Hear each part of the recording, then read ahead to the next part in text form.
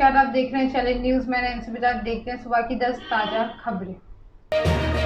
महाराष्ट्र में नई सरकार की शपथ आज 20 जून को शुरू हुई है। महाराष्ट्र की राजनीतिक उठापटक अब खत्म हो गई। बगावत के 10 दिन बाद बागी गुट के नेता एकनाथ शिंदे गुरुवार को मुंबई लौट आए। वे यहां सीधे पूर्व मुख्यमंत्री देवेंद्र फडणवीस के घर गए हैं। सूत्रों के मुताबिक आज शाम 7 बजे ही नई सरकार की शपथ ग्रहण।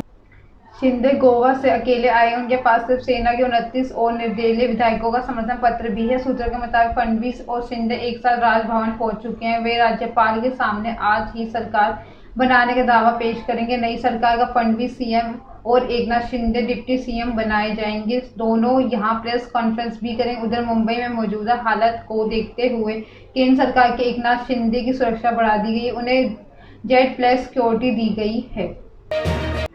27 साल बाद क्षेत्रीय पार्टी में बड़ी फूट। सिर्फ सेना में 2005 के सबसे बड़ी फूट पड़ी है। अब सिर्फ सेना के उत्तराधिकारी बताए जा रहे फायर ब्रांड नेता राज ठाकरे ने अपनी राहें अलग कर ली है। अब 2022 में सिर्फ सेना में नंबर 2 की हैसियत रखने वाले मंत्री एकनाथ शिंदे ने सीएम उद्धव ठाकरे को तगड़ा झटका दिया है। इस फूट के साथ एक बड़ी बात यह है कि 27 साल बाद किसी क्षेत्रीय पार्टी में ऐसी टूट हुई है कि पार्टी प्रमुख के सीएम कुर्सी गंवानी पड़ी। 1995 में एनटी रामा राव आंध्र प्रदेश के मुख्यमंत्री थे और उनके दामाद चंद्रबाबू नायडू ने बगावत की थी। उधर एनटी रामा राव की सीएम कुर्सी चली गई थी और उनके दामाद चंद्रबाबू नायडू ने बगावत की थी। उधर एनटी रामाराव की सीएम कुर्सी चली गई थी और चंद्रबाबू नायडू ने सरकार से लेकर संगठन तक और कब्जा कर लिया था। एक तरह से 27 इतिहास खुद को महाराष्ट्र में दोहरा रहा है। कन्हैया लाल की हत्या का विरोध। उदयपुर में आतंकियों की ओर से मारे गए कन्हैया लाल के घरवालों से गुरुवार को सीएम अशोक गहलोत ने मुलाकात की। गहलोत ने कन्हैया लाल के घरवालों को हर मदद का आश्वासन दिया। गहलोत ने मीडिया से कहा कि एनआईए 1 महीने अंदर इस केस में जल्दी सजा दिला दे। एनआईए को समझना चाहिए कि प्रदेश के लोगों की भावना क्या है। कन्हैया को सुरक्षा दी गई है या नहीं, क्या कमी रही, सभी चीजें एनआईए की जांच में सामने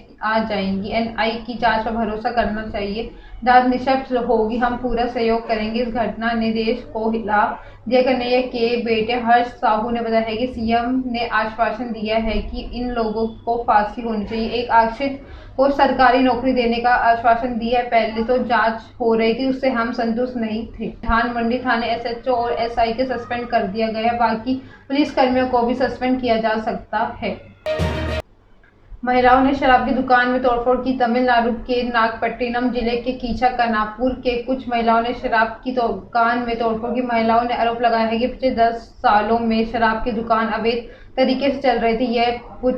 यहाँ पुडुचेरी में तस्करी कर ली गई शराब बेची गई जाती है। महिलाओं को डर से कि शराब के नशे में धुत पुरुष उनके बच्चों के लिए परेशानी का सबब बन जाएंगे, तभी महिलाओं ने शराब की दुकान को तोड़ने का फैसला किया। अवैध शराब की दुकान को तोड़ने का वीडियो सोशल मीडिया पर वायरल हो रहा है। हाल ही में गांव के एक आदमी ने शराब पीने के लिए पत्नी का मंगलसूत्र बेच दिया था। वहीं विरोध करने पर पति ने उसके साथ मारपीट भी की। इसी घटना का आक्रोशित होकर गांव की महिलाएं जमा हो गई और अवैध शराब की दुकान में तोड़फोड़ कर दी।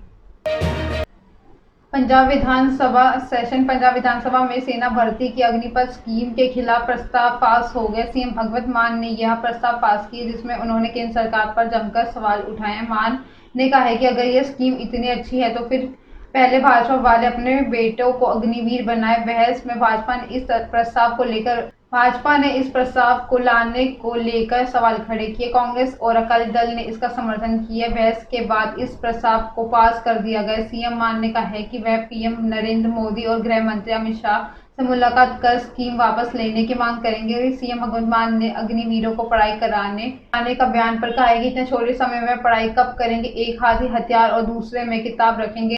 शेख चिल्ली के सपने ना दिखाओ। उन्होंने कहा है कि फौज किराए पर रखने की तैयारी की जा रही है। उन्होंने पूछा है कि अगर रिटायरमेंट में 3 महीने रह गए हैं तो लड़ाई लग गई है तो क्या वहां जंग लड़ेंगे। अगर युवक शहीद हो गए तो कोई सुविधा नहीं मिलेगी।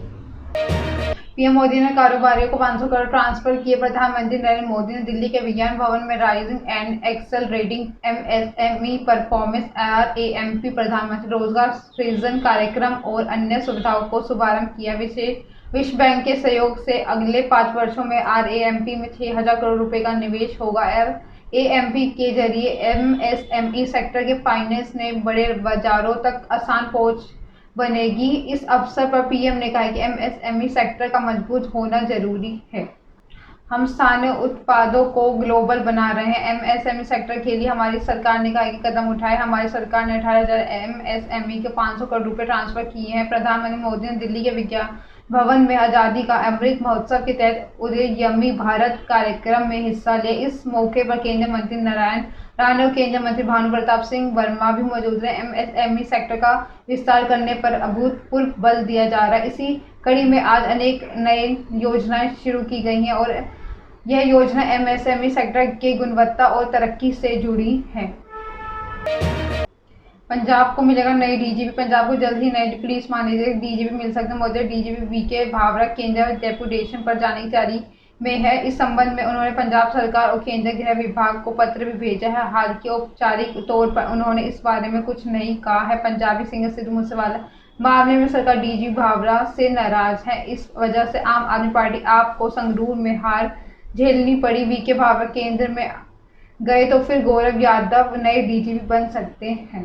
यादव को सीएम भगवंत मान का स्पेशल प्रिंसिपल सेक्रेटरी बनाया जा सकता है। इस दौर में special task force STF chief Harpreet Sidhu का नाम भी शामिल है। ये दोनों अफसर हाल ही में डीजीपी पद को प्रमोट हुए हैं।